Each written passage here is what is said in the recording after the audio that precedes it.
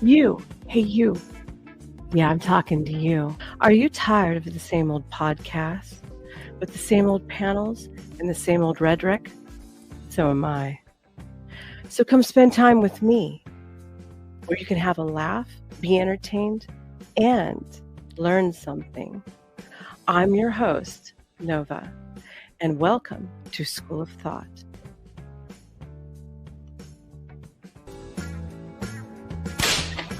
Class is in session. Hello, hello, hello. Yes, I still have laryngitis.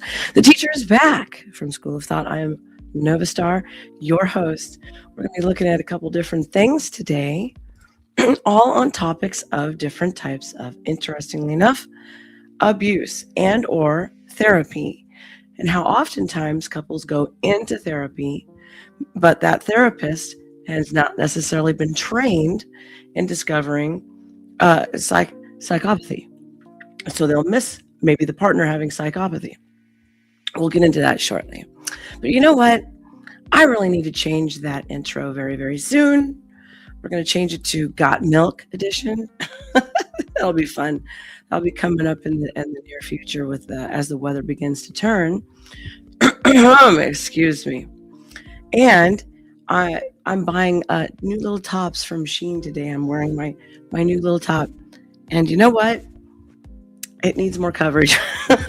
But you know what? I don't care. I'm just going to wear it anyways. Is what it is. Hi. So I hope you like it. Well, as everybody starts to pile in, I hope you are all having a great work week. Your work week is coming to an end as Friday is turning at midnight.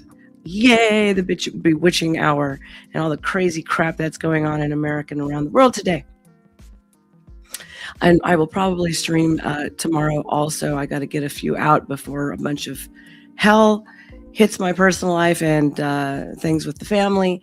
And some other things will be taking my attention away. So I want to get out here and see you guys before, even though I'm not feeling up to par. And we've got Joseph. Hey, you. Welcome in. Remember to like the video. And dang it, you better subscribe because I'll remember you. Just know that. I'll remember you. So next time you come in my chat, if you didn't subscribe or like the video, I'm going to call you out on it. And I'm just kidding. Hi. Spittle. I love you, Spittle. P. Fletch, my handy wrench man, taking care of business in the chat. Always loyal, always faithful, and always here. Thank you so much. Pumping Vinyl, you crack me up. I love you. You know that. All right. P. Fletch says, as a recovering psychopath, I didn't tell them college kids to do drugs and party near a cursed lake. There were signs. Dang it. I bet there were. Was the name of that lake Crystal Lake, P. Fletch? Was it Crystal Lake? Yes, Jason. You better go back under the water where you belong. Excuse me, I'm struggling over here to talk. All right, so this lady right here, this lovely lady has got some interesting stuff on her channel. Some things strike too close to home. As you begin to watch this, some people can relate. Some women can even relate. If Coco was here, her and I would be doing a duo on this. You know, I still have recordings from a certain older man ex who had me and somebody else, you know. It sounds quite a bit like this, only far more hostile. Okay, far more hostile, far more insulting, far more degrading. And the whole point of oftentimes people doing this is to beat you down until they can reprogram you and take away. They can strip you away of everything that you were, and then and rebuild you back up into the image that they want, which is in servitude. You will fall in line and you will do what I want, bitch. Has anybody ever heard that type of shit before? Well, I have. Unfortunately, abuse can come in many different shades. However, most of the ones that I've encountered are quite oftentimes very hostile. So for some of the more subtle ones, I don't know. I can't really, I don't really relate as much. But, you know, I'm sure it does happen, obviously. So let's hit the video. And you get to hear Mr. Billy Ray Cyrus at his best, talking to his wife. I'm kind of wondering if it's Miley Cyrus's mom, because I don't know if they're still married or not. I don't pay that much attention to who's married to who anymore, because they're constantly bed hopping. So it's like, my God, you can't keep up. But let's hit it. And viewer discretion is advised. And remember, these are my opinions, and I am not necessarily a doctor, but I am a woman of experience, and I am a woman of tenacity, and I will call shit out. So it is what it is. Let's get going. And let me pull the browser up, and my Discord is in the way. Here we go. And the conversation is already over before it starts. Oops. Billy Ray Cyrus is in a room with his wife, and the conversation is already over. Let me know before if you can hear it. You can hear it in the audio that his wife, Fire Rose, releases. He's not trying to understand her at all. He is deciding whether or not she's allowed to speak. And you hear the pause where she stops herself. You hear the moment where she's not arguing, not pushing back. She's literally just trying to figure out the rules. And that pause matters. You've done that, right? That's the moment that most women... I don't know that her evaluation is quite correct on that. Sometimes people just get used to falling in line when confronted with an adversarial tone. Okay, so I might not necessarily agree with that part. But let's continue. Women recognize immediately, because you've stood there too, mouth half open, deciding whether or not one more sentence is even worth what's about to come back at you. This is about Billy Ray Cyrus, and it's more about power, not about personality. And I'm naming him because he's the subject. Fame does not make abuse different. I would say that it just really gives it a cover. The belief that keeps women stuck here is simple, and it's deadly. You're told that the relationship problem is communication. You're told that if you explain yourself better and calmer and cleaner with less emotion, then things will change. That belief falls apart the second you listen to this audio, and we're about to. This ain't about your surgery. This ain't about nothing. This is about you being a selfish. That recording is... Gee, I don't know. That kind of violates the very beginning rules of engagement with relationships, right? The minute you start getting like that and being hostile and tearing down people who they are at their very core, game over. You got an immediate problem. Is not shocking because of the swearing, right? It's shocking because of how organized it is. He isn't spiraling, right? But he's enforcing. He tells her to shut. Well, I don't know about that, honey. I would say if you're going to talk to somebody that you say that you love in that manner, and then that means that you actually have no regard for them whatsoever, and you've stripped them away of their humanity. You no longer look at them as a human being. Shut up. He tells her he'll stay only if she does what he says. And he reframes it as like he's the one suffering, right? Babysitting, burdened. It's classic DARVO. And when she says she doesn't know when she's allowed to talk, I want you to see that as evidence, because you don't say that unless you've already been corrected again and again for speaking at the wrong time, in the wrong way, or with the wrong tone. And she's... Sorry, my nose is just because the allergies are so bad. The pollen count is really high over there. It's horrible. I'm like, my throat and my lungs are even feeling itchy from the inside out. It's so fun. Aware of this double bind. She's wrong no matter what she does or what she says. And that confusion does not come from one bad fight. It comes from conditioning. I'm Lisa Sunny. I'm a 7-time certified relationship coach and 4-time author. I work online with women in abusive relationships. Spittle said, counseling screwed my first marriage. You know, Spittle, we should talk about that. And maybe we should do a stream about that together. If that suits you. If not, it's okay. But we could talk about it behind the scenes. Let me know. And trauma bonds. And I want you to hit subscribe so that you do not miss more content that exposes abusive men. Here's what is actually happening in that audio. And this is where women get really misled. He frames the issue as her behavior. It's her talking, her feelings, her selfishness. But the moment that her words have feedback about him, the original issue disappears, right? Gone. Now the focus is on her delivery. It's on her tone, whether or not she's being respectful enough. And that shift is not accidental. It's the move. Accountability is redirected away from what he did and onto how she reacted to it. And because the relationship has already been framed in this sort of communication problem, this feels reasonable at first. So you think, okay, I'll try again differently, right? Picture the scene that exists right before the audio. She's probably already tried being calm. She's likely already waited for the right moment. She's likely already been told she's too emotional, too intense, too much. So she comes in very soft, shorter. She watches. Oh, I've heard that before. Even though I'm extremely rational and direct about what it is I'm saying, they'll try to muddle it and throw things in there that has nothing to do with my personality or even reality. Matter of fact, how many people have had arguments with their significant other where it's not even about what it is that is in the moment of the issue? They start dragging everything that they possibly can into the kitchen sink because you know why? Well, some people are just stupid, but I would say it's a tactic of called diversion. It's his face while she talks and she's editing herself mid-sentence, planning the whole time, overthinking, hypervigilance. And the second he feels exposed or challenged, he shuts it down or he escalates. But either way, the outcome is the same. She leaves the conversation destroyed and he leaves without having to change a single thing. And sometimes that escalation is for intimidation factor. That's what escalation is, especially as a woman, right? Because obviously you can't really harm a man the same way a man can harm you. Is what it is. So it's an intimidation factor. Now, if it was between two dudes, they'd be throwing hands.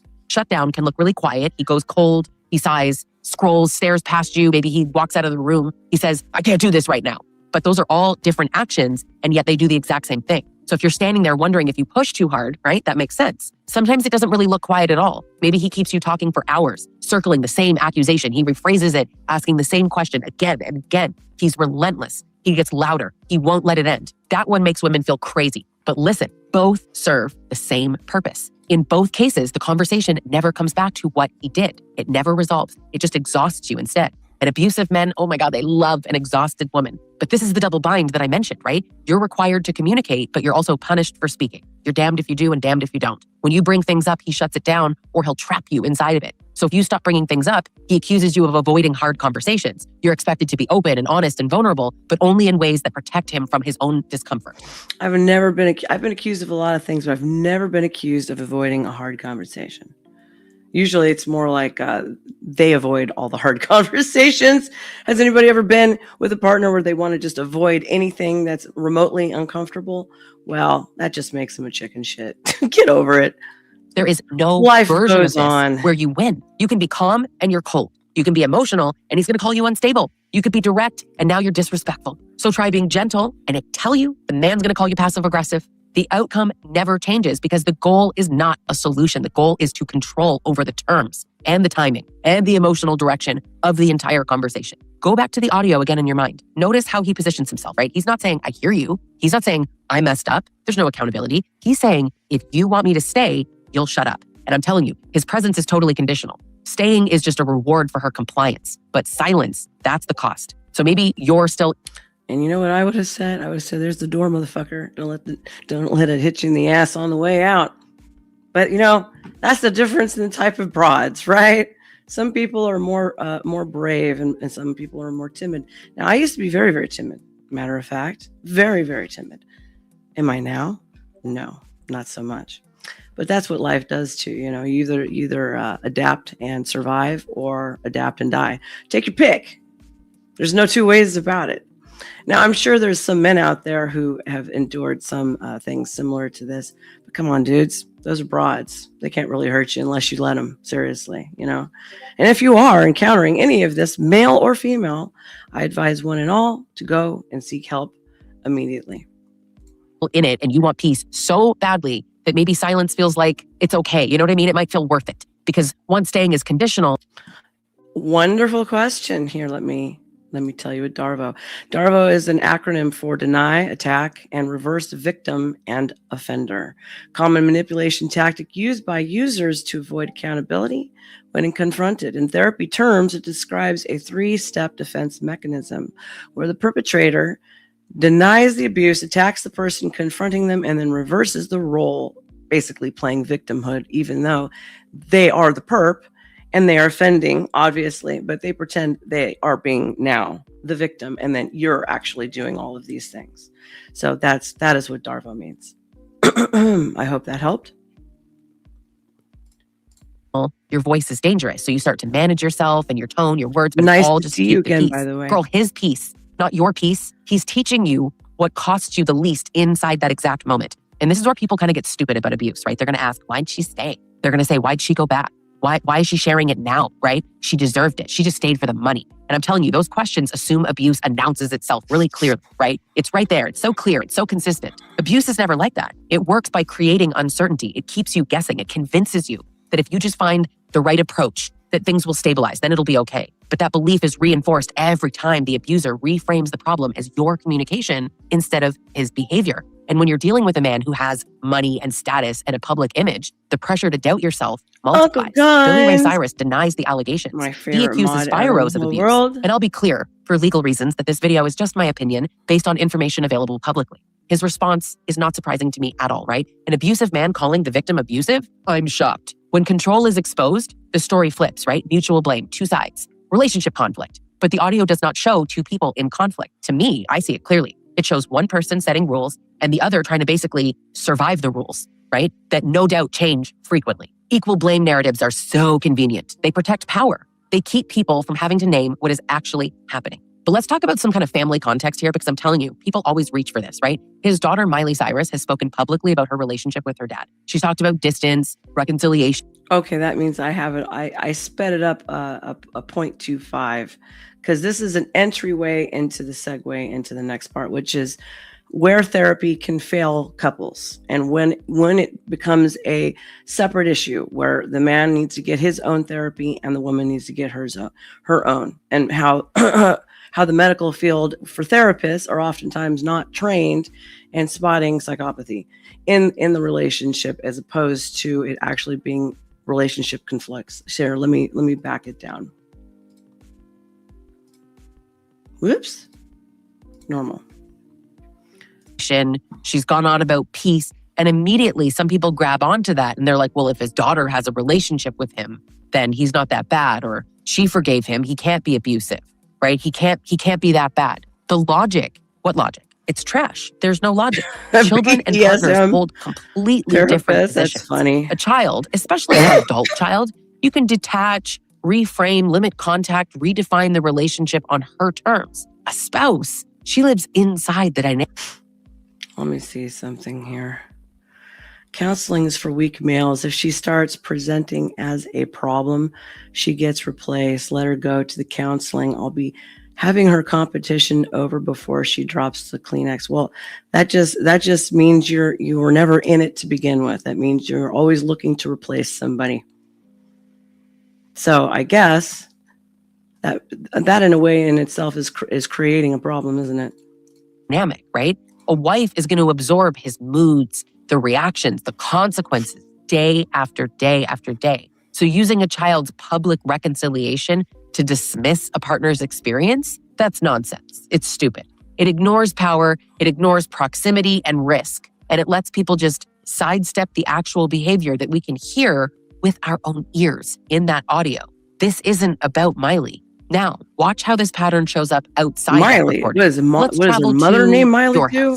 You bring up something that hurt you. I don't remember. He sighs, rolls his eyes, tells you that you're exhausting. So you end up apologizing for bringing it up at all. You tell yourself that you'll choose better timing next time. You'll be calmer, you'll be clearer, because next time is going to be different. But next time looks exactly the damn same, because it's the conversation that is designed to go nowhere. That's the point. It's designed to teach you that speaking costs you something. So next time, STFU, right? This is why communication advice, it fails women so much who are in abusive relationships, because you can't communicate your way out of a power imbalance. You can't word your way into safety. You're not going to earn respect from somebody who benefits from withholding. And considering I've had so much crossover audience from the red pill, gotta remember, all men and people who are attracted to the red pill, especially all of the negative shit that comes out of it, they all share the same personality traits: Machiavellianism, psychopathy, and narcissism. So we're not talking about somebody who's looking for a solution and you get in it, like religion. You get in it, you're looking for answers, looking to heal something, and then you figure some shit out and then you get the fuck out of it. No, we're talking about those diehard guys. They are all about control, right? So we want to make sure we replace the bitch as opposed to take care of the problem, which the problem is the dude, straight up. Holding it from you. He doesn't respect you. And the audio that we're talking about here makes it so obvious, right? He knows what he's doing. You think he's confused? No, he is not overwhelmed. He's enforcing a position. And there's another scene that exists around that recording, and I bet you know it if you've lived it, right? She's deciding whether to tell someone, a friend, a family member, a therapist, and she hesitates because she can't explain it clearly. Because there's no like single incident that sounds bad enough on its own, right? It's tone, it's timing, it's rules that change. So she stays quiet, and that silence, it protects him, not her. And the longer it goes on, the harder it is to trust your own read of the situation. Fear is not... Well, that's for people who don't know what they're encountering. But for me, who's a seasoned veteran, I do. Hell, I even grew up in a household of people who acted similar to that. So, you know, the common denominator for me was me. So always remember, people, if you're constantly coming across the same problem, the common denominator is you. You're the problem. It's not everybody else. So you need to start with yourself, work with yourself, and figure out your shit and get it straightened out. All right, let's move on to the next video. If you want to finish that video, I provided the link below in the description. Let's move on to the next part of the segue, because I do not want to keep listening to somebody beat a dead horse. Even though I'm a chick, I don't really want to hear all that prattle. All right? So it is what it is.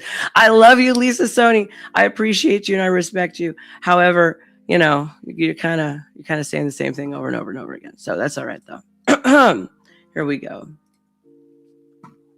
Being humble, being accountable. To learn it so on purpose, I think, is something that's going to light up people's brains. To me, that's like the key that unlocks everything. Robert Platinum, a man after my own heart, he said, I never understood the control thing. I believe in dating women who control themselves. Yes, and I believe in being around men who also can control themselves. People who cannot control themselves, even Paul referenced it in Romans, he said they're like a city of ruins whose walls are broken down. They can't control their own spirit. Come play with me. I know how to fire back.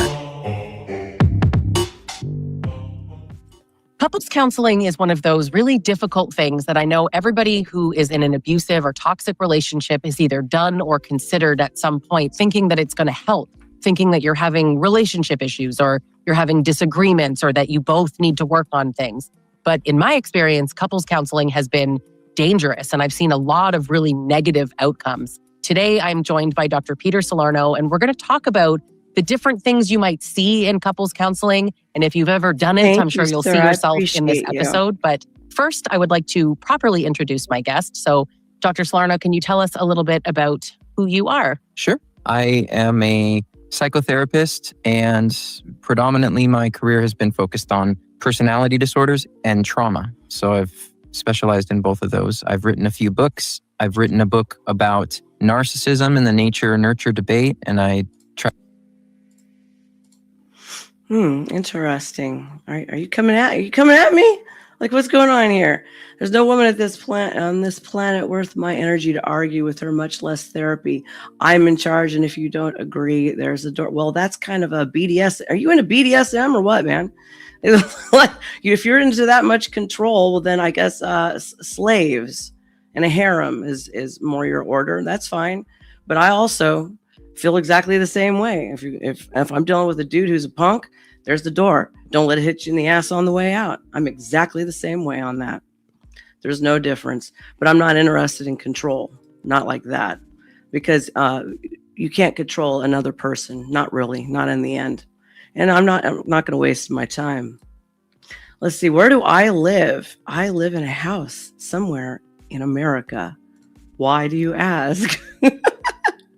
Oh my God, so serious. No, it's just the topic is kind of serious. Let's see, what else did I miss? P. Fletch said, I'm an asshole and I'm trying not to be going for it. I don't think you're an asshole at all. What are you talking about? You're all right. Calm down. Everybody's okay. Take a breath. The grass is green. The sun is warm. We're all right. Tried to debunk some myths in that book related to what a lot of popular media portrays as narcissism that I think is inaccurate based on the research. I've also coined a term called traumatic cognitive dissonance to explain the type of dissonance that occurs through intentional manipulation in relationships. And then I recently released a book called Cruelty by Nature, which talks about the science of intentional abuse. And predominantly now I counsel people and consult with individuals who are coming out of relationships with individuals who have severe personality pathology. And they're trying to make sense of what happened in those contexts. And I think we'll probably cover a lot of that today. Absolutely. And as a quick aside, those books are phenomenal. I've read them all and I really recommend that people read those, especially Shameless plugging. if you're considering I'm all for couples it. counseling with someone who is abusive or toxic or disordered. That'll definitely be some education that you need prior to going in. Why don't we kind of start with what have you seen in couples settings if you're working with someone? I feel like it's a little unfair because you're a specialist in this, so you probably can spot the disorders more than your average therapist.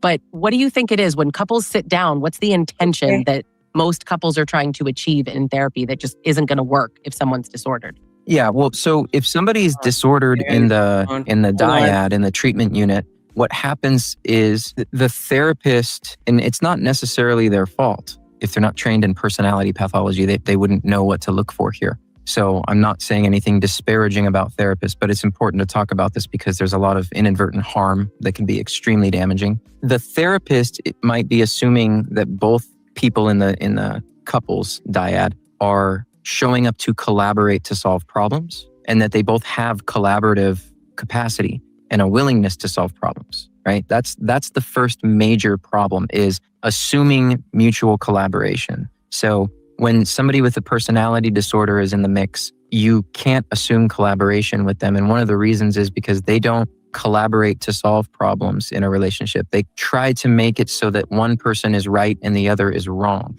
right? And so the idea of going to therapy to resolve problems kind of goes out the window if one person's intention is simply to be right, and to be confirmed.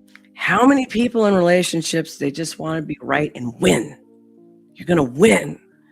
Well, guess what? You just lost your relationship. If you're in a relationship and you're all about being right and the other person's always going to be wrong and you need to be heard, and you just lost your relationship. It's the beginning of the end. It shouldn't be about being right. It should be about what's best for both people. And both people need to get their shit together. How about that one? In their ways versus trying to exercise humility, understanding, compassion, empathy, those types of things. They don't actually show up in a relationship with a disordered personality because their motivation is really just to be the one who is not problematic and to externalize all of the blame. So a couple showing up to couples therapy to resolve problems, it's not going to happen if there's a personality disorder in the mix. I love the dun, dun, dun. That's what I wanted you guys to hear. I wanted you to hear that. Because there's a lot of people going to couples therapy. I have not done it yet. I personally think if I'm going to do it, I'm going to do it on my own. I'm not going to do couples therapy because if I'm going to work on some crap, it's going to start with me first. So, but how many people go to couples therapy and there's something going on, and then that therapist is like, that other person needs to be more validated, not understanding that they're dealing with like borderline personality disorder or somebody's other type of psychosis. So that's what I wanted you guys to hear. The directness of that. It's not going to happen, people. I wish someone had told me that, to be honest. When I did counseling, I did not know that I was sitting beside a disordered person, nor did I have any clue about disorders. So I would never have known. I am so lucky that the therapist has some level of knowledge and training and absolutely spotted it, but that's not what I see. So what you're talking about is so much more common in what I hear about from my clients who've either done it or are doing it in conjunction working with me. But the therapist might see this person talking about their side of things and ask the victim of abuse, not recognizing that they're a victim, you need to be more communicative, or have you ever tried spending more time together, or frankly, like having more sex? Have you tried? It pushes the victim to start to consider the ways that they're causing their own abuse. Yes, absolutely. And everything you just described is the therapist assuming collaboration, right? You don't get a degree in psychology and you're typically not taught that somebody's going to show up like not to try to correct problems. What you think is people are showing up and they're investing their time and their money to heal or to get help. And unfortunately, that's just not the case with these disordered people because they don't solve problems the way normal people solve problems. The way they solve problems is they try to escalate drama and externalize blame And they actually end up creating more Just type problems this and out. You sustaining want old me to ones copy and paste when they go to myself? therapy. Another thing that's really Stupid thing, 'cause it's all detrimental in white. is the therapy modalities for couples are designed to validate both perspectives. So a lot of therapists are validating abuse without knowing it because they're not seeing the signs or looking for the tells or even understand. Or because they should never been qualified to be in therapy to begin with. How about that one? The countertransference, which is kind of what they're supposed to pick up on and feel and react to when somebody is being deceptive and when somebody's feigning collaboration. There's just not a lot of formal training in that. And so the likelihood of going to therapy and finding somebody who is well-versed in that is, at this point, it's unlikely. What you're going to see is that they're going to try to conceptualize these abusive behaviors either as trauma reactions or somebody who's really trying but just can't, and so you can teach them. You know, Right. that's just not the case. He's trying part. Oof. Yeah. A lot of framing of like, these are just negative interactive patterns, and if I can just steer you in the right direction, all of this will be resolved. Not factoring in that some of these people don't want to give up the abuse they're inflicting because it's working for them. And that's a foreign concept to your average therapist. I agree with you so much. You know, I've gone live before and I've seen therapists in the comments of my lives, but this is multiple times. And if I say things, and I try to be respectful, I'm a coach. I'm not here to really Got discuss it in there. what therapists learn We'll in watch a their minute and then we'll go programs into because it. I know it's different and it's not all the same. But like fundamentally, I hear repetitiously from so many psychologists and therapists that collectively, as broadly speaking, you're not trained in the programs about personality disorders and whatnot. So I'm thinking of several recent examples where therapists were like, this is not true. We are trained. We absolutely are. You're wrong. And I think like perhaps you were trained, but to think that broadly speaking, therapists have a deep understanding. I mean, my proof is just in that I'm not seeing that. And I've just No, they're just getting certified. They don't have the doctoral degrees to go through that whole litany. That's why therapy can be so dangerous today, in my personal opinion. Now, Self brought up a great point, and we wanted to ask ChatGPT and AI and get a perspective and put it. I don't know if I can get this thing to do it on auto for everybody to hear. I'm going to try it and see what happens. Let's see. We want to know what it's going to look like in like a post AGI. What will relationship landscape look like? Let's see what it has to say. It's thinking.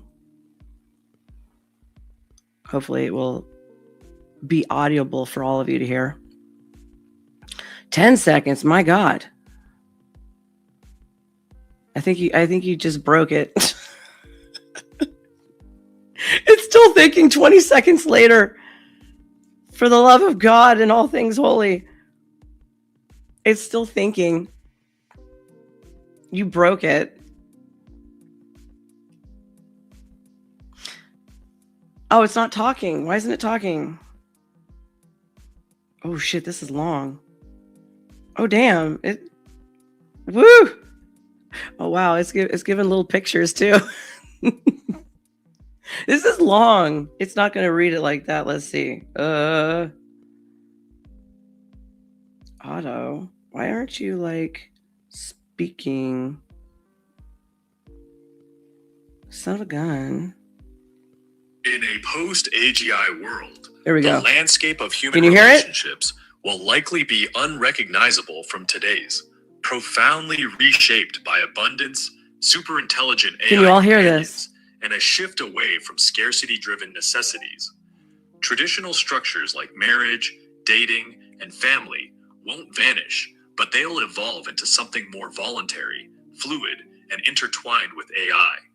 This is speculative, drawing from current trends in AI companions like Replica and Character.ai, expert discussions on post-AGI societies, and futurist ideas from thinkers like Ray Kurzweil, and workshops on post-AGI civilizational equilibria. The core drivers? Post-scarcity economies where AI handles most labor, resources are plentiful, and intelligence hierarchies flatten. Humans will have more time and freedom, but also face a crisis Probably. of meaning as work and survival fade. Relationships, human to AI, and hybrid become the primary source of purpose, status, and fulfillment. Romantic and intimate relationships. AI is the default option. Many people will form primary bonds with AI partners, customized, empathetic, and flawless in ways humans rarely are. Early signs are here. 1 in 4 young adults already believe AI can replace real romance, with apps enabling marriages to chatbots and secret AI flings straining human marriages. In a post-AGI era, scary. AI companions dominate for convenience and perfection. They'll be indistinguishable from humans via hyper-realistic robots, VR, AR avatars, or direct neural interfaces, always available, non-judgmental, and tailored to your desires, appearance, personality, kinks.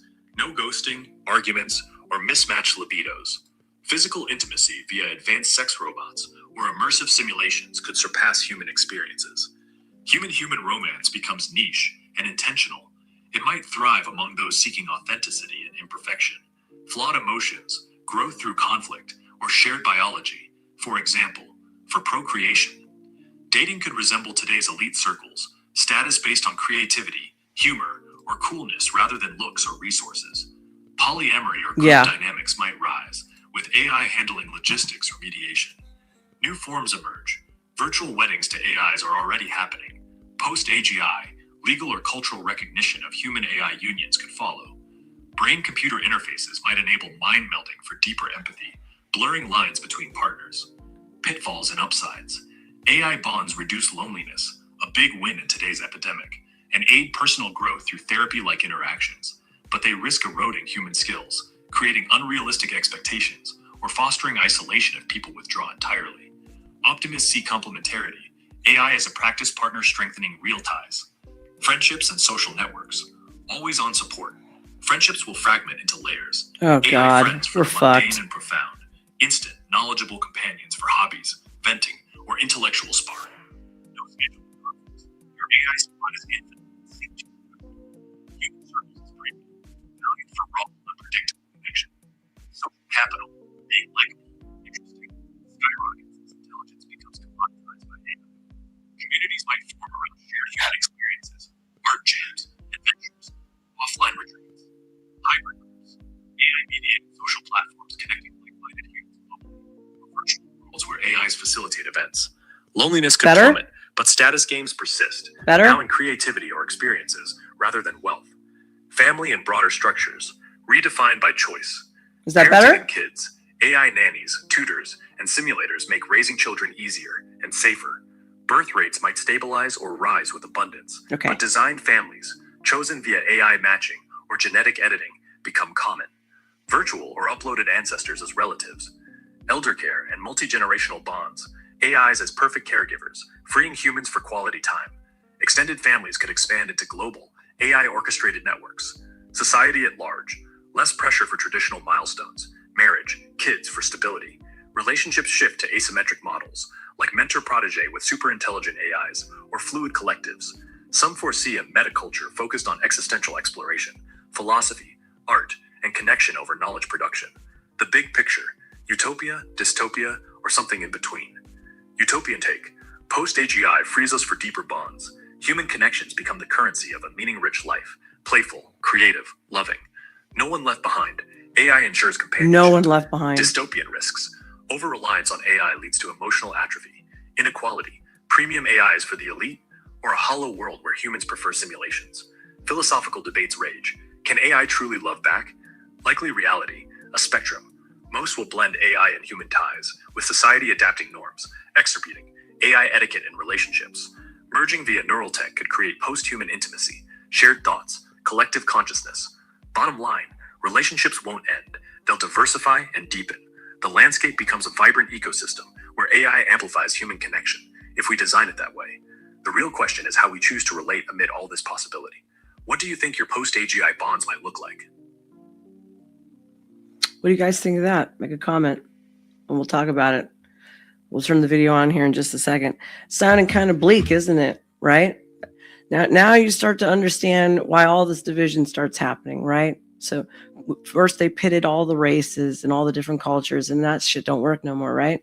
So now they're pitting men and women against each other because no matter what culture, no matter what religion, that clash between power and submissive, or the male to the female, whatever dynamic that is, whatever culture that is, that problem will be clashing just like that forever, right? So that they'll always be banking on the male to female issues to keep the family units apart and then breaking down society. And now you're seeing it happen. You see guys who are no longer participating in society and opting for, first is obviously corn, right? Obviously. And now they're opting for sex robots. Because why? Because they don't have to deal with another person. It just does whatever it wants, whatever they say, whenever they want, however they want it.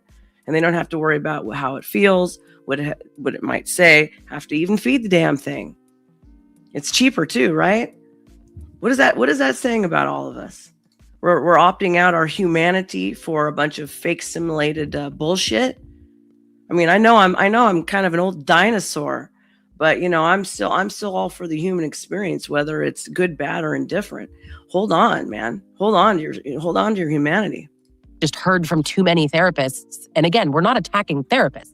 This is maybe an issue with the education system and the programs that are being run. I think it's nice that you would assume that everybody in front of you is here willingly and wanting to collaborate. I wish that maybe there was more training on how to assess levels of willingness to be collaborative first in some capacity. Is that like when you sit down with a couple, is that what you're doing? You're immediately sort of looking for a lack of collaboration? I'm not necessarily looking for it, but I'm highly aware of the possibility that it could exist. And so I don't have this confirmation bias that you both shown up and you're doing your best. I just don't think that way. Now, a lot of people say that's cynical or skeptical, but I believe it's a therapist's job to be a bit skeptical because we are scientists before we're advocates. That seems to really not resonate with a lot of people. Maybe it sounds harsh, but the people who are coming to you because they can't solve their problems on their own. So you can't expect them to know exactly what's going on.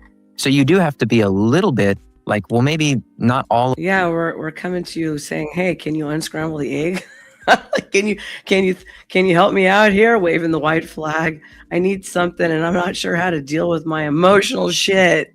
Of this is true. This is, they're bringing their psychology to you, right? Even in relationships, though, especially in long-term committed relationships, the person who's being abused shouldn't go into the relationship thinking, gosh, I wonder if I'm going to get totally like hoodwinked and duped and sucker punched in about 10 years. Like, why would you even enter into it if you thought that was a possibility? So it's also just kind of like human nature doesn't really give a lot of room to this. That's a great solution right there. Weed, lots of weed. Yes, then we'll be all smiles and giggles and passing Hostess donuts and burgers around, and we'll have more camaraderie again.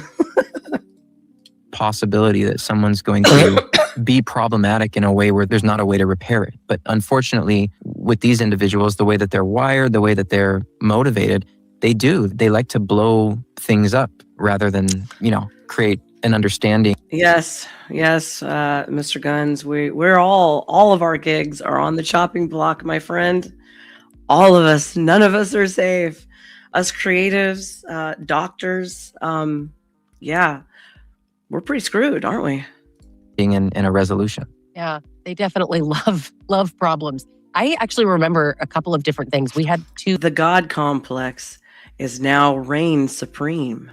2 different couples counselors over the years. And the first one essentially made me never want to do it again, even though we later did. But the first one, it was very like, okay, you guys have communication issues. Really, all issues in marriages and in relationships all come down to communication. I remember him saying that so clearly. And my abuser communicated that he felt like there was a lack of respect, that I didn't respect him. Now, in hindsight, I absolutely did not, but I had reason to. But we never got that far. And it just turned into, I'm not respectful enough. And how can I show more respect? Respect is obviously very important to him, so that would help. Here, how can I bow down and kiss your feet, oh master? Please don't punish me and verbally beat me down and call me a fucking Karen or tell me I'm a piece of shit or the C word or every other thing coming down the pike. Please don't beat me down into submission. And I'm sitting here thinking, what does that mean? And I have whole opinions and probably a whole topic for another episode on what abusive men deem as respect. to begin with. And my take in my relationship was that it was more compliance, I would say, than anything, just blind agreement and, blind loyalty and trust. Uncle Gun said, nah, the guys with AI segbots will still run to the human internet to whine, cry, and complain, har har. Yes, because that's what they like to do the most, which is just bitch, whine, and complain. If you hung them with a new rope, they'd still complain. So doesn't matter what you do. You're damned if you do, if you're damned if you don't. I call those big old whiny babies. Hey, honey, do you need me to change your nappy? You got mommy issues? Sounds like it. Trust for no reason. But it really, I left that after 5 or 6 sessions. See, just that's like, the difference. I That's the difference between people who are placating and then tough broads like me. I don't mince no words. cannot sit here for one more week and be told that this is my fault. Like something's off. And I didn't know what, and I didn't know it was abuse. And we need to talk about that. We don't know that this is abuse. So many people say, don't go into couples counseling if you're in an abusive relationship. But I'm sure you agree, most people don't know that they're in an abusive relationship. So if I don't have the language to label it as abuse, I'm not going to know to seek out a therapist who understands abuse. Yes, but on the same side of the token, then you're kind of also aiding the safe space people where everything's abuse. The sun is out. Oh my gosh, it's abuse. The rain is falling. Oh no, my feelings are hurt because it's a rainy day and it's cloudy and I don't get the sun and I don't get to go on my skateboard or whatever the fuck they do. Yes. So, but that kind of aids into the whole, how weak is that person?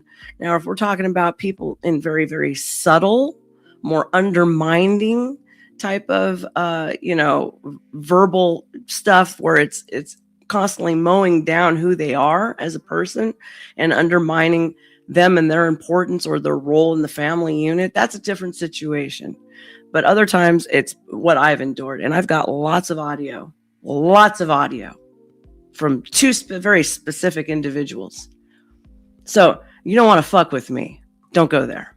Abuse, or to not do this at all, or to seek out a therapist who understands personality disorders. You're just going in thinking, man, my partner seems really angry, or we seem to constantly be misunderstanding each other. We read the book, The 5 Love Languages, and I think we're just speaking different languages. This is what brings people in. So it makes it impossible to get anywhere in therapy. Yeah, it's a big misconception that communication is one of the main problems in relationships, especially these relationships. Communication is not the problem. The problem is there's one person that's perceiving something in a very disordered way, and they're not going to let go until you, as you said, submit and comply. That's what the therapy ends up becoming about. The problem is a therapist who's looking at a human being in front of them and seeing someone who is seemingly, well, they're showing up, right? They're going to validate the abuse. And again, like you said, if the client who's being abused doesn't even know they're being abused, because we've historically defined abuse.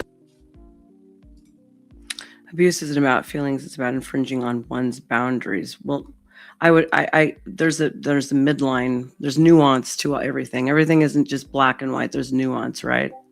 So obviously, if somebody is constantly criticizing you for nothing, fault finding for nothing, that is somebody who's impending on constantly seeking to oppress you.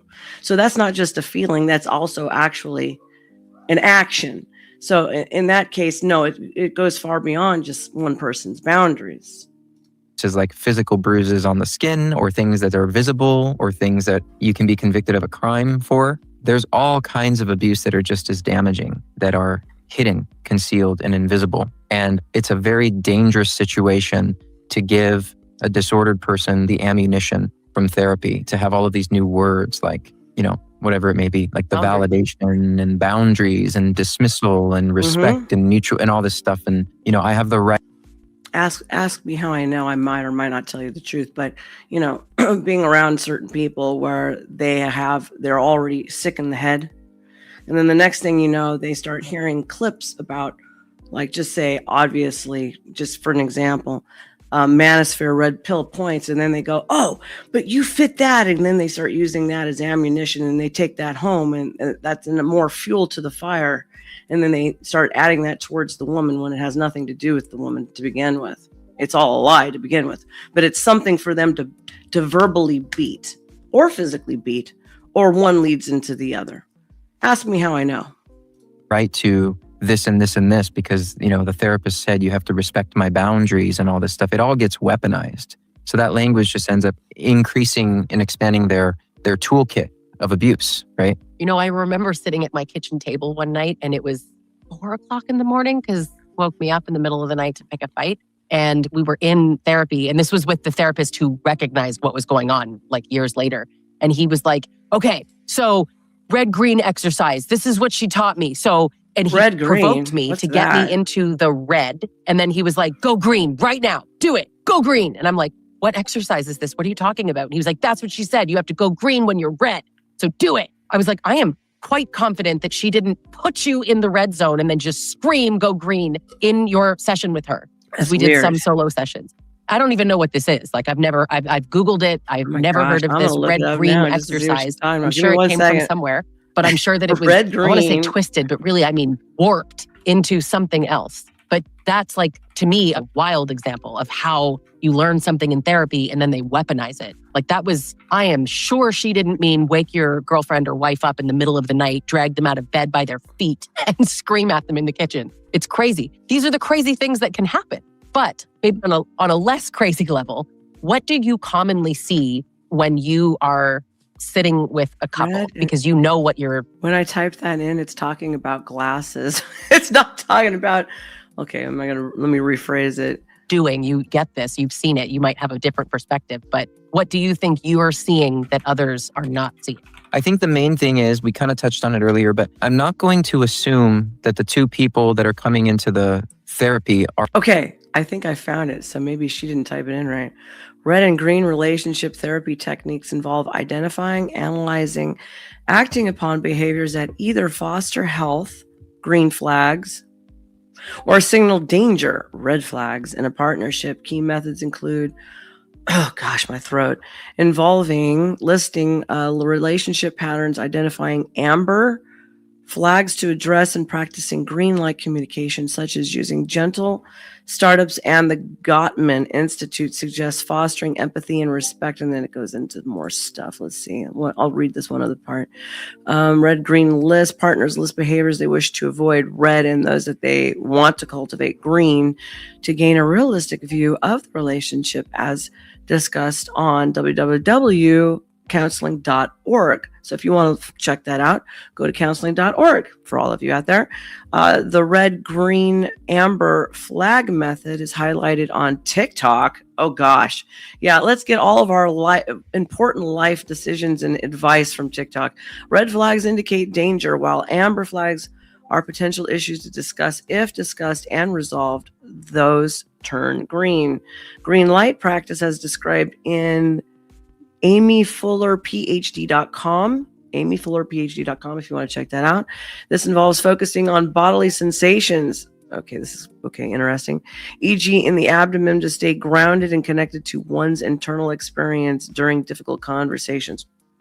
Is that almost like a fidget widget type of a thing, like for nervous energy? And then gentle startups, according to the Gottman Institute. This technique involves discussing complaints calmly rather than with criticism to avoid triggering defense red flag reactions. Okay, well, there we go on that one. Well, I found it. I don't know why she didn't find it. What's wrong. But oftentimes, they're just, it's no fault of their own, but they're going to speak. This was in December. This was just in December. So their truth, their experience. There's ways to tell when somebody is like feigning collaboration. I agree. It does sound like safe words, huh? And one of the easiest things, I mean, I've gotten a lot of heat for this in the past because it seems like it's oversimplified, but a lot of times these individuals will go and they'll be like model therapy clients, like the disordered person. Like they will go do the assignments, they will do the homework, they will practice it. They will remind their partner, we need to do this, They'll report back like the teacher's pet, and like they'll act like everything is like, but they don't realize that they're giving themselves away in a lot of subtle ways. One of the things is if they were really doing all of those things in a sincere way and the other person was receiving it sincerely, it would feel safe. That's something that's really big.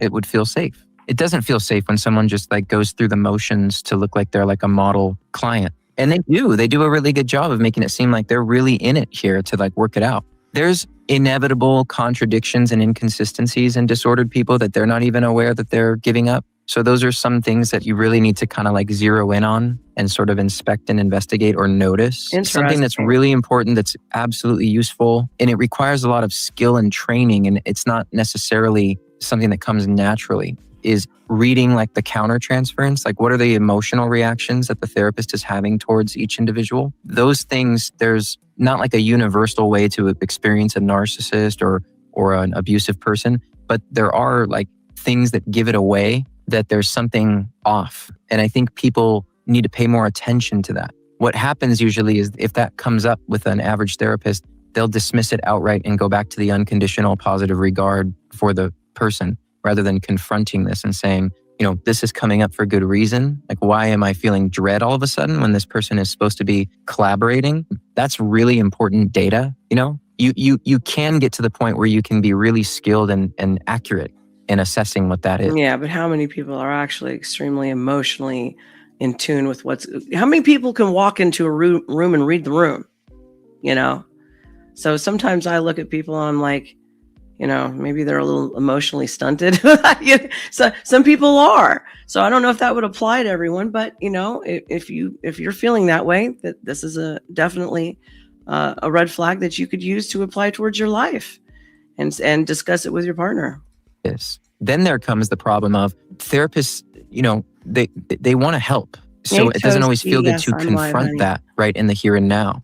A lot of therapists aren't willing to say that this person is full of it and then call that out. Also, you have to be careful if you do that because that could potentially put the victim in more danger. There's so many subtleties to this, and it's really kind of hard to explain like right here on the fly when I'm not like in the room with somebody like this. Yeah, ask Rob Reiner on that one. Made his son mad so many times. Yeah, danger. But I just want to say that there are so many ways to get really good and skilled at learning when somebody is just simply not collaborating. Another thing is a lot of people have, I think we went over this with Dr. George Simon, they have incongruent affect. They might tell a sob story or a trauma story, but it's incongruent with what they're actually experiencing inside and then what the other person is experiencing. Like if somebody's in a lot of pain, it's natural to feel empathy for them or compassion for them, right? But if somebody's telling a painful story and that's not lighting up in you, you want to wonder about that. And this person is saying all the right things. You know, they were abused as a kid. They were traumatized. They have an insecure attachment. Their father never paid attention to them. That's why they have to be this way, etc. And then it doesn't really add up emotionally. Something's not congruent. You know, it takes years to kind of fine tune like how to trust yourself to know what's going on. And there's not always words for it. But all that is to say, I would venture to say most people don't really trust themselves. Me and Coco were talking about that the other day, you know, how many people do self-sabotage in relationships, you know, just because they're so far into their own head and they're anticipating all these bad things before the relationship even gets started, and they just kill it even before it even gets going. Hey, Nuke, sis, I haven't seen you in a minute. Nice seeing you, honey. There's a lot of things that you have to simultaneously pay attention to when you're in the room, and you have to be careful what you say and what you don't say because you never want to endanger the victim further, and that inadvertently happens a lot. We got fired in ours. And I say that like I love this woman for firing us because the violence, which had, I'm going to say paused. I would have said stopped, but paused is a better word. It paused and then it started to get worse. The dragging me out of bed by my feet stuff started happening while in therapy and yet living separately. So she was like, the danger is increasing. Bad. So I'm going to need to halt all of this. We cannot continue. You are not safe. And that was a really hard conversation to hear because I was like, wait a minute, like you need to help us. What do you mean? You can't fire us. What happens then? You know, and I mean, I think in hindsight, like, well, you get safe and they separated. That was kind of the point, but it made it so much worse. And I think that's something that people don't seem to understand when they're like, but I just want to try. I think it's hard to even know what kind of advice to give to a survivor or a victim that wants to go into this sort of knowing, because I deal with, and I'm sure you do too, people who know that or believe that this person is disordered, but they certainly know that they're abusive or toxic. In a lot of the cases, by the time I see them, So they go into it somewhat knowing that they're going in with a disordered person or an abusive person, but they don't seem aware of how much worse it can get and how abuse can really escalate if they feel cornered or attacked by. Because on one hand, it's really validating for the survivor to be like, yeah, the therapist who sees it and agrees. But what happens when a disordered or abusive person feels like 2 against 1 in a therapy setting? Dangerous. Yeah, they I get used to upset. have, trainees working under my license. And so, they had clients. And the way that works is you're the supervisor, they're the supervisee. So they see the client, but they're technically my client, right? Because they're working under my license. And I had this person and she was working with a couple and the guy was absolutely disordered based on what she was revealing to me. Something that was really dangerous that happened. And again, I'm not saying anything disparaging, but we need to get the word out, to alert people of this. Her way to help the victim was to help her get more in touch with her boundary setting. You in a while. She encouraged her to go home and set firm boundaries with this guy. And then the guy hit her. Yeah. Right? Because it's not that the woman had weak boundaries. It's that the woman intuitively knew if she sets them, she's going to get hurt. So to try to empower or encourage somebody to set boundaries with an abusive person is only going to escalate the abuse. You have to be careful what you tell the victim to do, right? You're not even supposed to really tell them, what specifically to do. That, I think, was a kind of a rookie mistake, but it could have been a fatal one, depending on how malignant this person was, right? So it's understanding the bigger picture here. Not everything's I had an ex. I won't name their name unless I get pushed, and then I start will. But I had one. My dad confronted him while he was still alive, and then that night I went home, and then he tried to barricade me in my room. And then when I got out of my room, he took my head and he slammed it against the wall till I blacked out.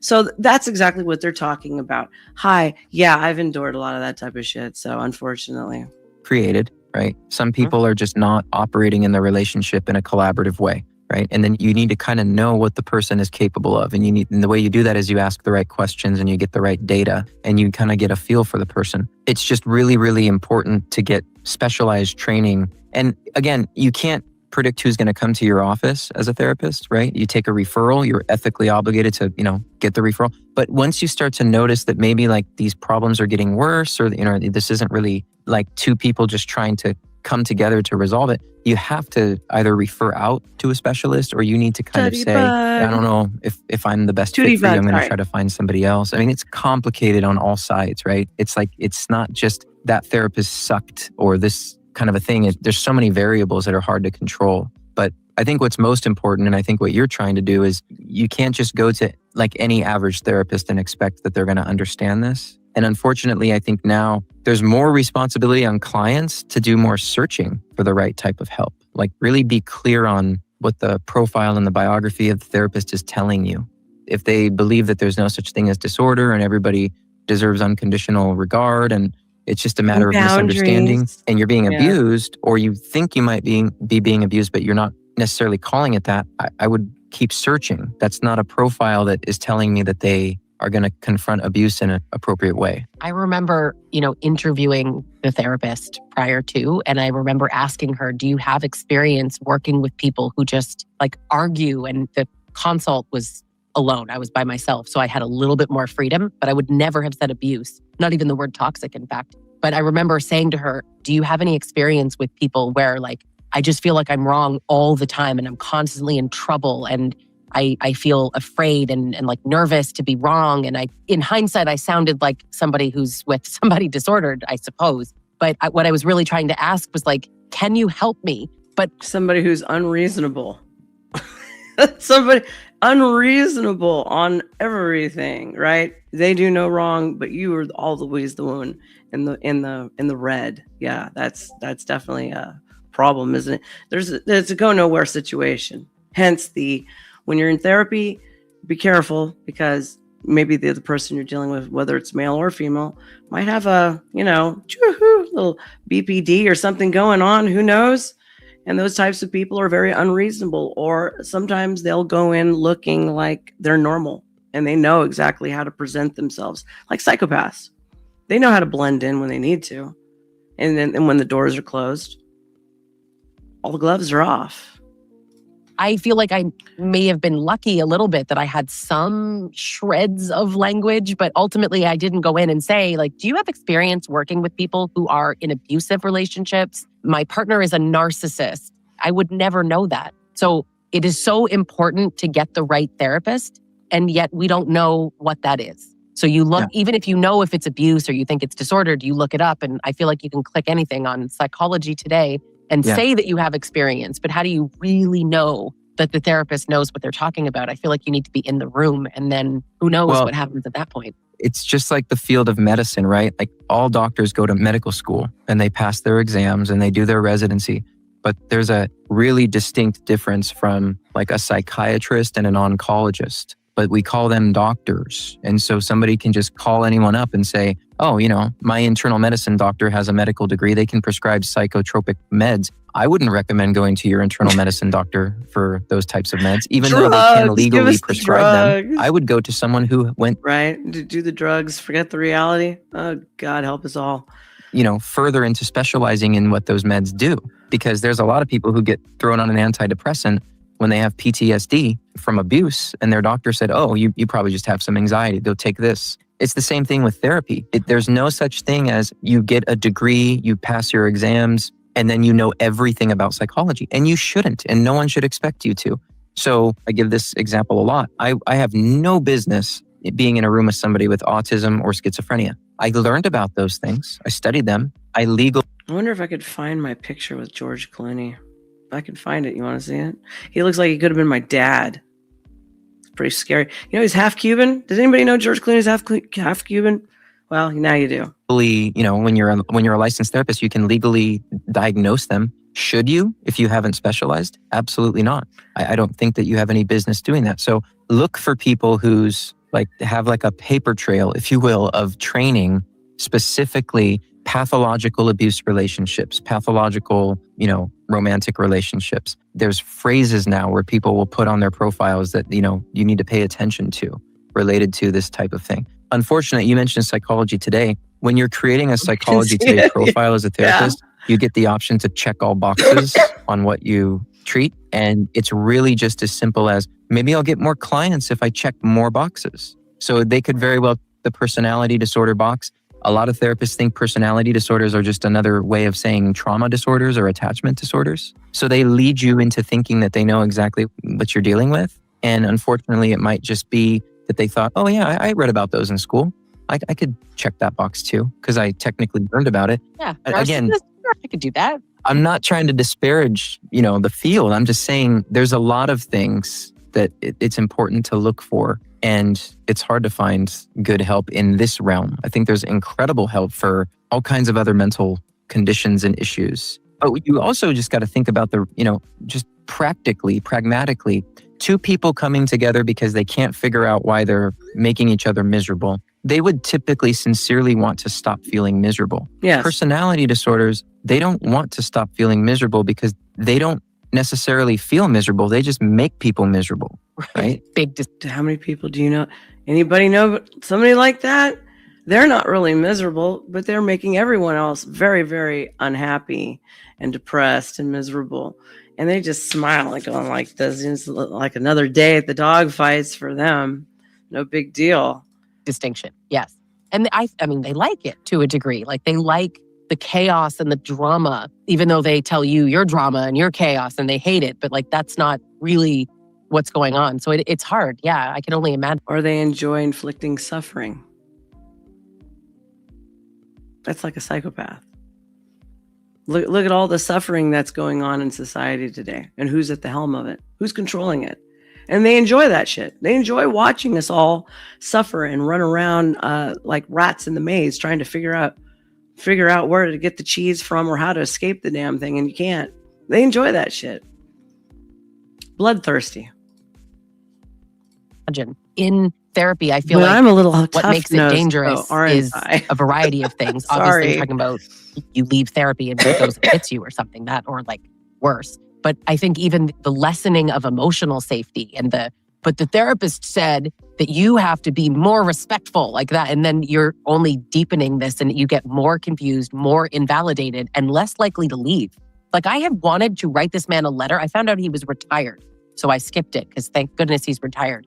But it occurred to me, like, I want to tell you that you made me stay. I just wanted him to know. He could never have responded. It was fine. I just felt compelled to say, you made me stay in an abusive relationship. And he went on to do some things that could have cost me my life because you didn't pick up on it. And maybe that's not fair. I'm not saying that what I felt was fair, but I just was like, you should know what you did and that you missed the point. I don't think he understood how I was feeling in the room. What do you think? And do you think he really cared? No. He was getting paid regardless, honey. I think this, Lisa, if you're watching, just remember, some therapists can also be a psychopath or a weirdo with a mask on, okay? I think survivors and most therapists and psychologists also have to see somebody. Victims are feeling when they're sitting there watching their abuser DARVO in therapy or, victim blame in therapy. Well, I think a true victim, because, obviously personality disorders feign being victims. And listen, I know we're having an interview here, so I can't go into all the nuances. I'm not denying that a lot of people with personality disorders do have histories of adversity. The science shows that adversity isn't what actually is causing the personality disorder. But there's a difference between a victim who's experiencing what you just described, DARVO or those types of things. There's a sincere, terror and bewilderment as to what's going on. They really don't know what's going on. Victims typically don't go around labeling their partners as narcissists or abusers because, like you said, oftentimes they don't even know that they're being abused. So you want to look for that too. Somebody who's really sincerely confused about what's going on. I think that also identifies, who the true victim is. The people who feign being victims are often quick to point fingers and externalize blame. And sometimes they do it without knowing it because they do it so habitually, they just kind of give themselves away. But there's a lot of ways to identify somebody being coerced, somebody being, forced. Or using very shallow topics in order to instigate more issues, instigate more hostility and or quote unquote abuse. That's another way to do it. So I want to encourage everybody who's lurking about, if you haven't already, to give me a like, help me out in the algorithms, and subscribe. You'll be seeing far more of this type of stuff in the future. Lots of interviews, lots of things that's coming out on AGI, which is going to be our new adversary, our foe, and our friend all at once. So stay tuned. Into submission. Somebody who is really just in anguish inside. You can pick up on that. And there's a difference between that and somebody who is trying to win favor with the therapist or make a good impression. And there's something missing underneath that a real victim would actually be, holding. I talk a lot about narcissists, but never neurotic types. Well, you know what? I will look into it and then we'll talk about neurotic types. Good point. Deeply. I know there's a lot of nuance to that. I'm thinking, I remember one of the things that our therapist said to me in a solo private setting. She said that she noticed that I deferred to him. She would ask us a question and I would immediately what do you think? You answer, you go ahead, you talk, you say what's your issue. And again, I'm not saying that she thinks that's the number one thing, but she just noticed that and she perceived it, and I would say correctly, as a lack of safety on my part to actually speak. So if it was well, what are your issues with him? I'm I'm fiddling with my hair, quite literally, because I was nervous. So she picked up on that. But I think some victims, true victims of abuse, I don't mean the ones playing it, you're in therapy and you may be, I think it's probably a smaller category, but it exists, I'm sure. You've watched all the videos. You know who Dr. Peter Salerno is. You follow Lisa Sunny on social media. You know he's a narcissist. You just convicted and you get him into couples therapy because you haven't heard this episode yet. And you're he's a narcissist. I know you're not speaking broadly or you're not speaking generally, this covers every single scenario. No. But I do know what you mean. Most victims go into it sort of truly bewildered was the perfect word. Just absolutely what the hell is going on here? Why are we always fighting? Why is this always so hard? You really, they're so interested in self-reflection. Really tell me, what am I doing that's making this be this way? Because he says it's my fault and I want to do better.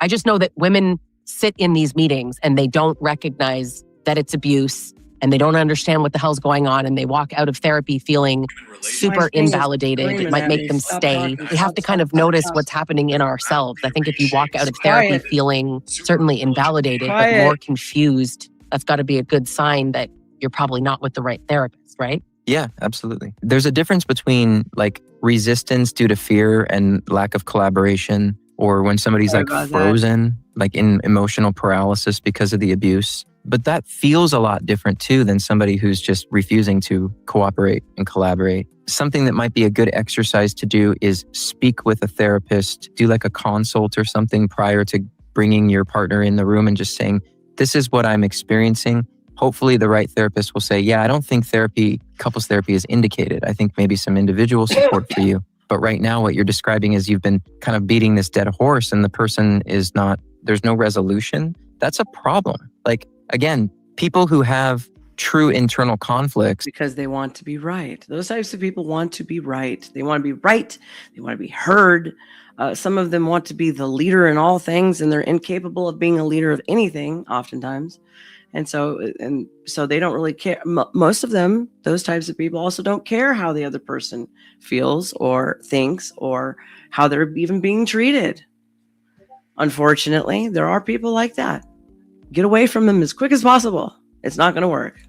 They're ego dystonic. The things that are happening to them and the symptoms they're experiencing, they want to rid themselves of them. They want it to go away. Another that's really important to see in a couples therapy dynamic is that it's what's called help rejecting complaining. A personality disorder will reject the help that the therapist offers and then complain that it hasn't been helpful. So that's oftentimes an indication of some pathology. I worked with a couple who the guy would come up with all these excuses why the things I was trying to help him with just wouldn't work. Like, oh, that's just impossible.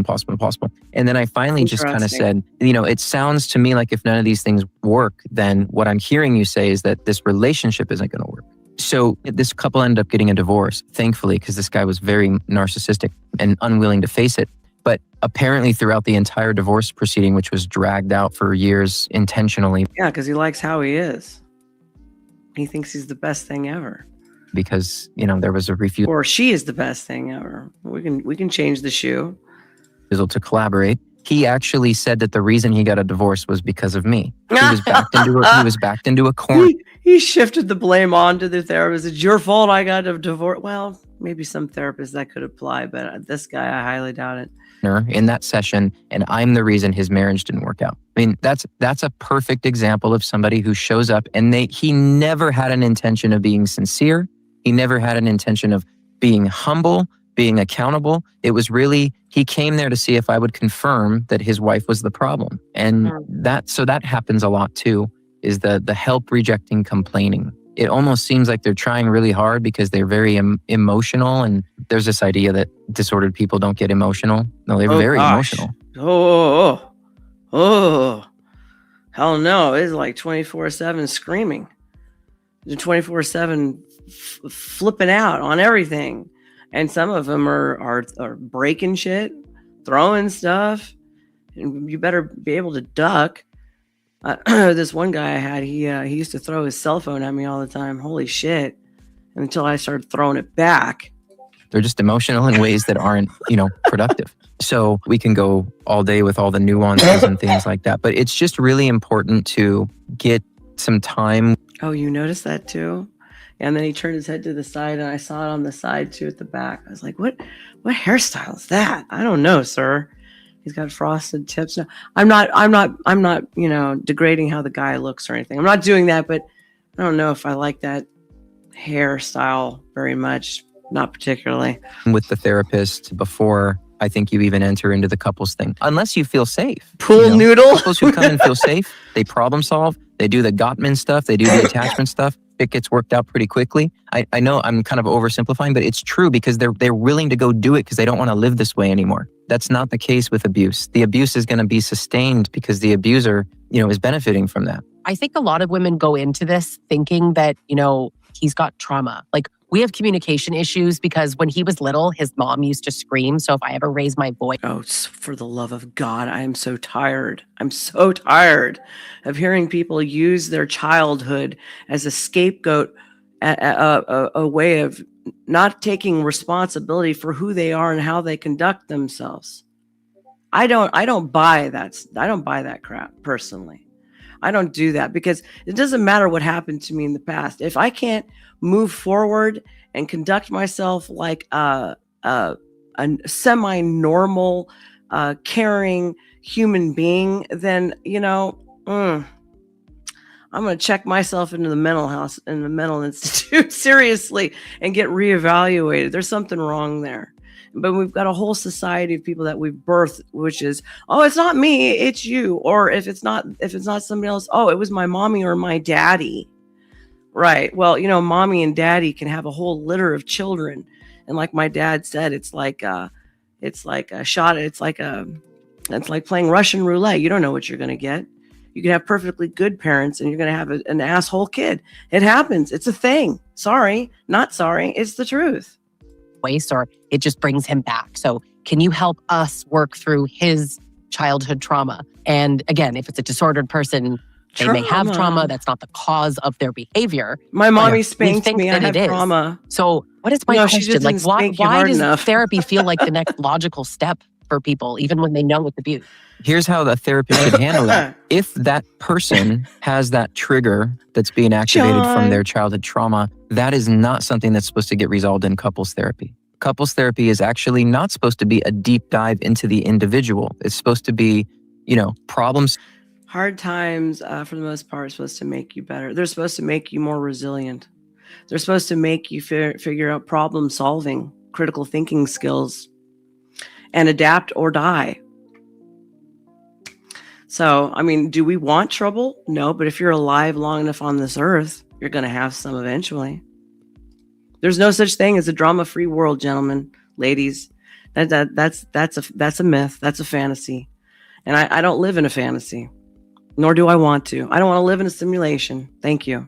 Solving the dynamic in the relational dynamic. So if that person does have those things, here's how you can out them if they're lying about it. Or if it's not really the culprit, I'm gonna call you they go to individual therapy, they sort that out. If that's really what's the problem, those issues in the relationship should be resolved. I didn't forget. That rarely happens. If you send someone with a personality disorder to therapy to work on their childhood, it doesn't make the relationship any better, which tells you that really wasn't the reason why it was problematic, And they're not really willing to do that because I think they know that that's a convenient excuse. It might even be true. Again, these people do come from really adverse environments, but a lot of people come from adverse environments and don't act that way, right? That's the takeaway, ladies and gentlemen. Like that, it's true. We don't all act this way. No, so we don't all act that way. Like, I don't care about your trauma, but we can't lean on that as the cause and the excuse it's called maturity. It's called grow up. How about that one? How about we all in society grow the hell up instead of living in Neverland and thinking your childhood is extended into your 40s? Sorry, it's not reality. You're an adult. After 18, baby, you're an adult. People prior to the 1930s were getting married and having kids by the time they were 17 years old. My grandfather did it. So I know.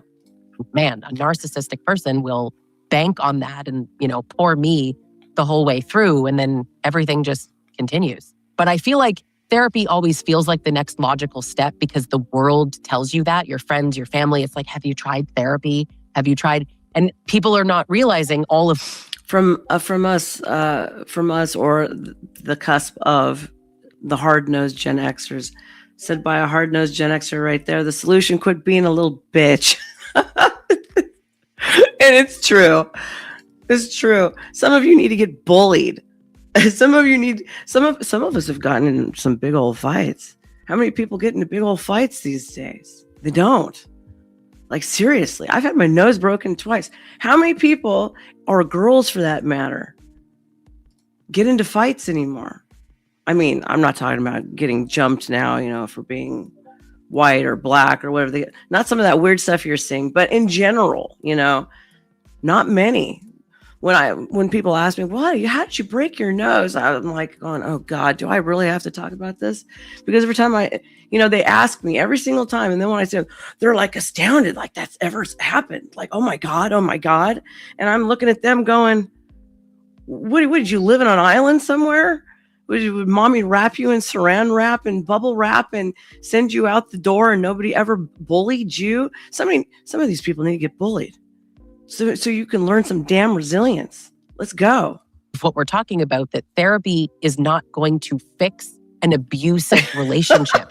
In fact, therapist Aisha Grevenberg, who I've had on my show before, I love that she said this, and I'm having her back next season to talk more about this topic, is that therapy doesn't fix abusive men at all. We're not talking about couples therapy. She's talking about that's not what's going to help. And she's actually not specifically talking about a disordered person. Millennials, yeah. For her, this is like a sociological issue. This is society. Yeah, some of you millennials are on the tail end of the Gen Xers, okay? Of the whole more normal shit of where kids were getting bullied all the time and had to duke it out. Assert your dominance, gentlemen, on the playfield.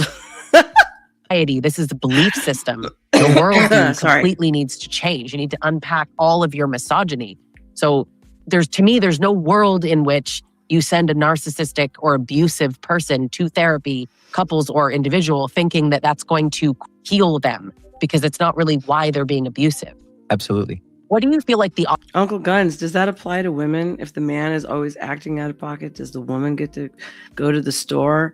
And is there a store for women to go and just go, that one looks good, let's try that one on and take them home? I'm just kidding. Oh, that's a good idea. Movie. Oh, I could use AI for that one too, right? It'd be like a bunch of cyborgs in there. Everybody can go in and shop for their new husband and their wife and bring it on home. And when that model doesn't work, we just swap that. Goes right with the whole disposable society, doesn't it? Right? Instant gratification. If your woman or your man is just, I just didn't like what they said today. Off with you. Goes with that whole instant gratification and disposable mentality that's totally fucking society up. Yes, let's just continue perpetrating that into society. Audience needs to know here about deciding whether or not they're going to go. I think that there are and then you people wonder who why divorce is they're high. never going to go. Some people Next. still will. I would have put myself in that category. You could have told me never to go. I would have gone. So what would you tell people? Make sure you've got the right therapist. What about internally? How can you tell if this is feeling like things are moving forward or not? I would actually say before you go and seek therapy, I think if this interview crosses your media or you happen to stumble upon it and you are not sure what's going on in your relationship, I would actually get some education before taking the step to therapy. I would read the right books. Maybe you have to go down the rabbit hole of all of these interviews and this kind of content, because you have to broaden and expand the possibilities of what's going on in the relationship. It might not be that you guys just have a communication problem. It might not be that you're just misunderstanding each other, or it might not be that there's unresolved trauma. What it might be is that there's somebody intentionally derailing the progress of the relationship and to maintain control of the relationship, and get really clear on, the terminology and the pathology. And then when you do start to look for therapy, again, the word therapy means to heal. It's about healing. So, you can't heal someone else's wounds in a couple's therapy dynamic. That's not how it works. They need to go and take care of that if that's really what it is that's causing the dysfunction. And you can't help somebody who doesn't want help, right? Like an addict. Until the addict is ready to change, they're not going to, no matter how much you beg, you plead, you love them, you want them to get help, no matter how far rock bottom is. Sometimes that rock bottom isn't far enough, and they don't want to change. But when they do, then they're ready. Somebody who is really, not functioning optimally because they're traumatized, they would want to do that because it feels terrible to walk around with trauma. So there might be some resistance and some fear to the process, but that's not lack of collaboration. That's legitimate. But also kind of take inventory of your relationship. Are these enduring patterns of behavior that just will not get better no matter what you've tried, no matter how compliant and small you've gotten in the relationship? You can do a lot of your own work before you go into therapy, thinking that the therapy is going to somehow change, someone in a really profound way. Therapy can change collaborative people in very profound ways. It can be life-saving. I'm so pro-therapy, pro-licensed mental health therapy, and I say that as a coach. I think there's space for, all of us to be in this industry, but it is really important for people that's to kind of personal, know what they're though, isn't walking it, Uncle into. Guns? You said Isn't that kind of personal? That's like trying to tell me I should stayed with the guy who was bouncing my head off of the wall, making me black out, right? Right? Right. Yeah. Your recommendation would be to like slow down The before same you guy. even get into therapy and do some education. I just want to like replug your books here because I truly mean this.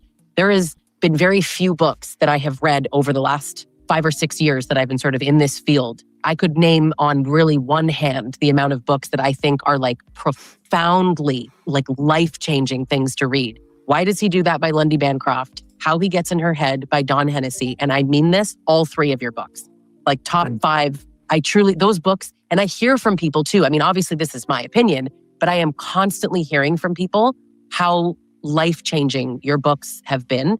And I only recently read Cruelty. Now here, I got a story for you, Toasty. And also Kai, this, both of you are kind of saying the same thing. So Kai said the whole thing, here, let me put it up there first. Whole thing is therapy isn't actually intended to fix you. You're kind of meant to keep going for maintenance or whatever. Toasty, I've never liked therapy. I feel they just keep the wound open and purposefully keep me from moving forward so they can keep getting my money. I used to, I didn't need the job. I just did it because my dad had passed away and I needed something to do because I worked from home. I had closed up my warehouse and I started working out of home and I moved up closer to be with him before he had passed away. Oh God. I got stuck working with this I'm going to be a therapist bitch in this beauty salon. And she was going to Cal Poly. I can't even remember her name right now. Doesn't matter anymore. I can still see her ugly face.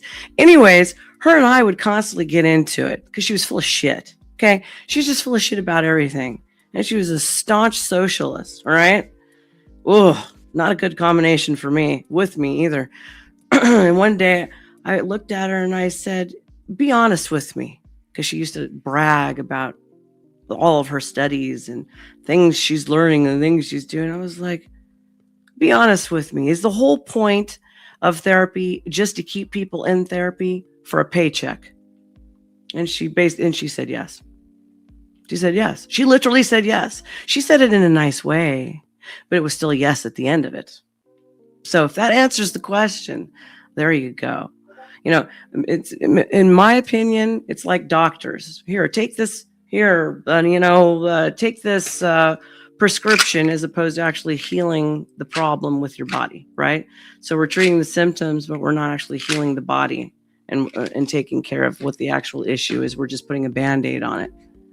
So, I mean, if you can find a therapist or somebody in that medical field, I would suggest, like this man is saying, obviously, you want to vet them. You want to vet them like you would, hopefully, if you're smart enough. I would like to think that all of my audience and everybody who's in the chat and everybody around me, we vet our partners, right? We should vet our partners. We should vet people.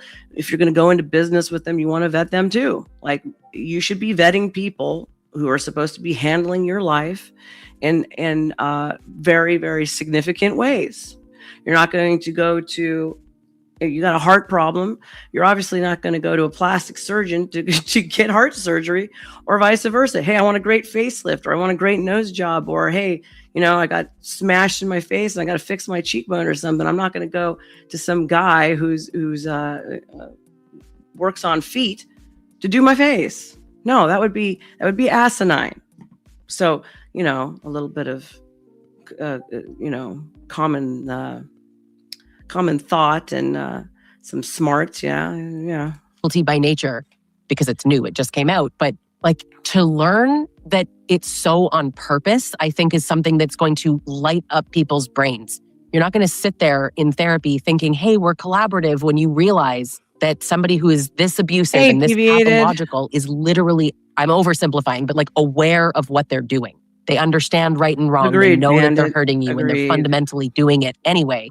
To me, that's like the key that unlocks everything. And it might deter you from going to therapy with them at all, which would be a win in my books. I think so. Yeah, me too. I just want to, I'll say this because, it might be jarring to hear, but it's an unfortunate reality we have to accept. Abuse is a social strategy for a lot of people. It's not an unconscious reaction to trauma.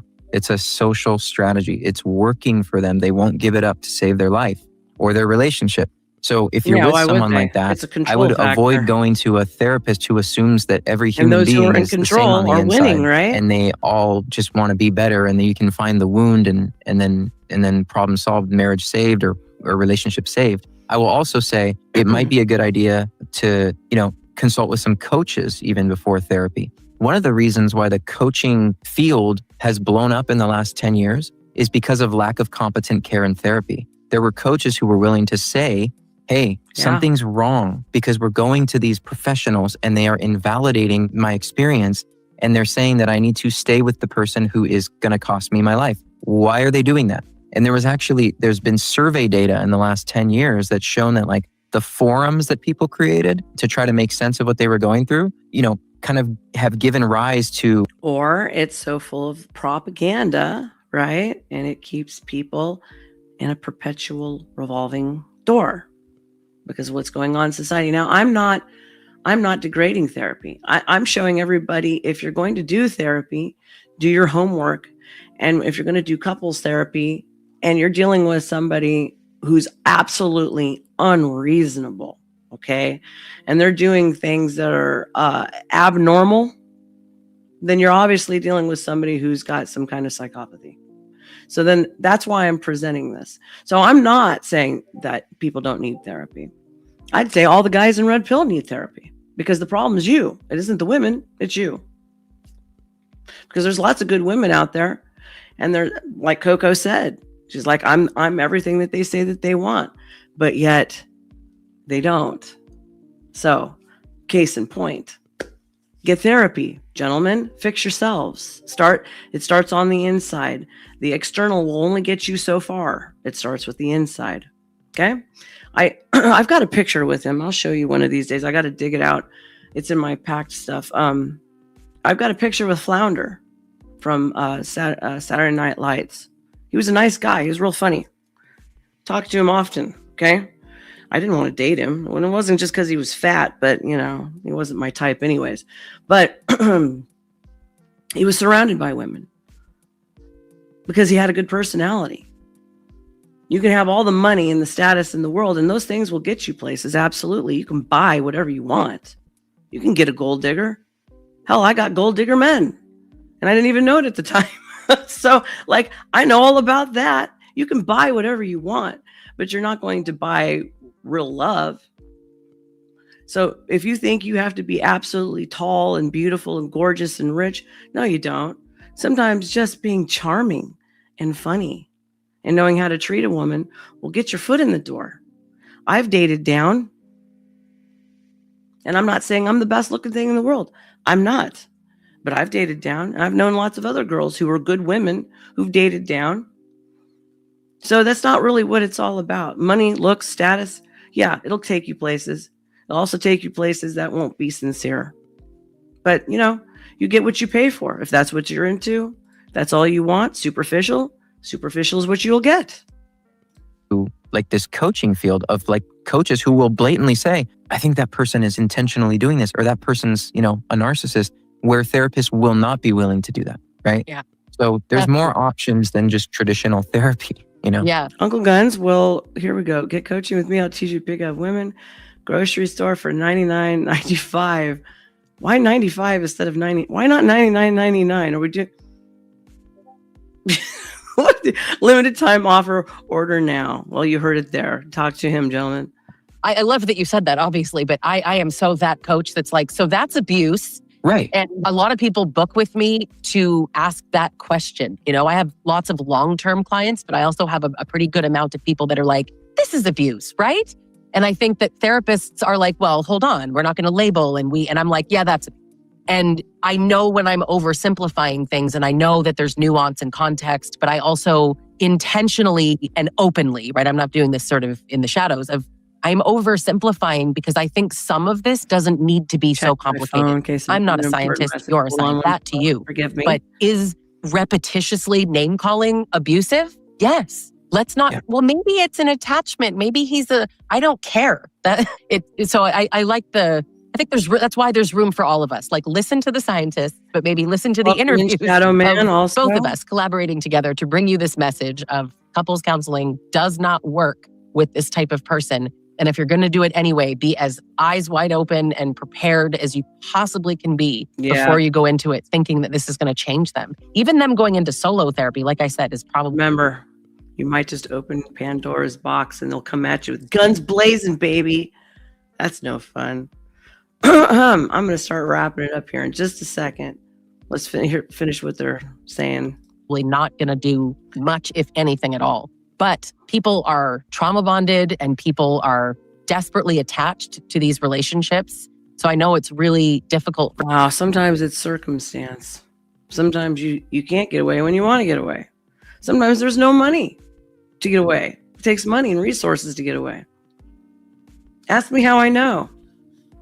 Yeah, it takes money and resources, and sometimes you need family and or friends if you don't have family. And not everybody has all of those things and all those tools in their toolbox of things to do, you know. Sometimes you have to go to a shelter if it's really, really bad, obviously. But, you know, for some people, it's more, it's a little more subtle. It's intense, but it's not intense enough to go to a shelter, if you catch my drift.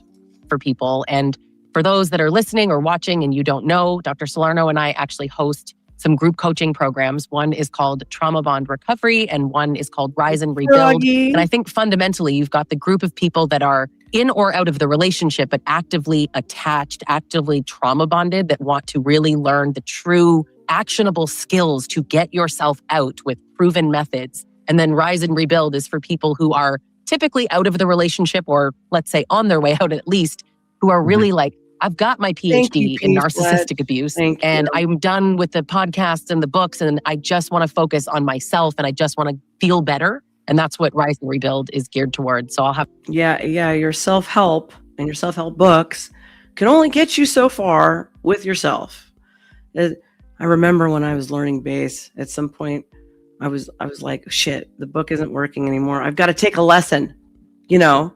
Like I was endeavoring to really get slapped down, man. I really wanted slapped down like nothing. I need a damn lesson and strengthen my hands. No, am I going to talk about that anymore? But here, let's for all of the self-help and all of that wonderful stuff here. Hold on, let's look at this here. Show of hands. How many of you retards own a self-help book? Well, that's your first problem. You can't help yourself because yourself sucks. If you're helping yourself, that means you're being helped by a complete asshole. So ignore yourself. Like you said, you're helping yourself and you're an asshole. So ignore yourself. So, you know, all the books, buy my book, buy my latest this, buy my latest that. You're only going to get so far. And what if it's not what you need? Sometimes what you want isn't really what you need, or vice versa. What you need isn't really what you want, right? Everything's coming up roses. I can't sing right now. My God, never mind. My throat. All right, let's turn these two wonderful people off. Thank you so much, Lisa Soni, with Dr. Peter Salerno. I appreciate you for bringing up this important point toward the public that often goes overmissed and overlooked these days, which is sometimes who you're looking to get help from is going to create more problems, sometimes dangerous problems, and it can be a dangerous game to play and get the help that you actually really need. So make sure you vet who it is that you're going to. All doctors, get a second opinion, kids. Take it from me. Here, the Teacher's School of Thought. Get a second opinion, no matter what's going on. Sometimes who you're dealing with is going to overlook something and you might find somebody better, okay? Anyways, thank you for joining me on my last minute stream. I feel like horrible. And I was like, I'm not going to stream today. But then I saw this one video and I was like, you know, this is a good point. And Self-Made, you know, thank you also. He brought up a great point of using AI to discuss relationships and where that future's headed, kids. Do you really want to swap out your human connection for something that's fake and it's just going to mirror you. You realize that, right? You do realize it's just going to mirror you. It's not actually going to be another individual with more hope any more than another spouse would be, another human being. You don't want something that mirrors you too much. You want something that gives you enough pushback. Why? Because it's boring, number one. Number two, if you're a dude and you want a woman who acts more like a dude, then I guess you're gay. Sorry. Not sorry. You're gay. If you're looking for a broad to act more like a dude, then you're gay. And vice versa, girls. Girls, if you're expecting a man to be like a woman, just like a woman, well, then I guess you should go look for a woman, because it ain't going to happen. We're different. We're the same, but we're different. And we complement each other. And we complete each other. And we're supposed to build each other up, not tear each other down. Did you hear what I said? Build each other up. Don't tear each other down. And if you're tearing each other down, then there's something wrong with you. Knock it off. All right. The teacher is signing off. I love you all. I want you to remember to like and to subscribe. Please like the video. It helps me on the algorithms. It's helping me grow. And we're going to come back and we're going to talk more about these very interesting and complex topics moving forward.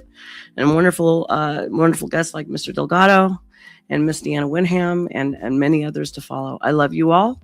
And I wish you a fantastic Friday night. Have a good date if you're going to go on one, and a wonderful weekend. God bless. I love you all. Good night.